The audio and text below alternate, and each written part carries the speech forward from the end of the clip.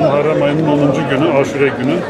Aşure günü oruçlu olan pek çok vatandaşımız var. Fakat oruç özellikle tutanlar ve tutmayanlar şu anda burada bir 3000 kişilik aşure dağıtıyoruz. Oruç tutanlar kaplarını doldurup evlerine götürüyorlar. Diğerleri de burada yiyorlar. Hepsine afiyet olsun.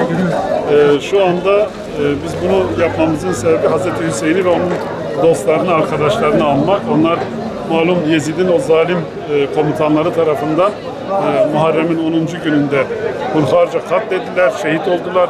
O şehitleri de böylece anmış oluyoruz. Allah onlara rahmetini bol bol indirsin. Biz de geçen yıllarda olduğu gibi bu yılda aynı şekilde aşure dağıtma geleneğimizi Hz. Hüseyin ve yaranını anmak üzere devam ettiriyoruz. Bundan sonra da inşallah devam edeceğiz. Allah o şehitlere rahmet eylesin. Onlar peygamber dostlarıdır, peygamber arkadaşlarıdır. Biz de onların çilesini bir nebze de olsun paylaşmak, onları anmak istiyoruz. Allah bizi onlarla arkadaş etsin inşallah. Hepsi belediyeci. Başkanım. Bakın zapta bakın belediye. Ben bir konuşma yapabilir miyim? Çocuk gibi Belediyeciye çekiyorsun, halkı da çekiyorsun. halkı çekeyim. Bu halk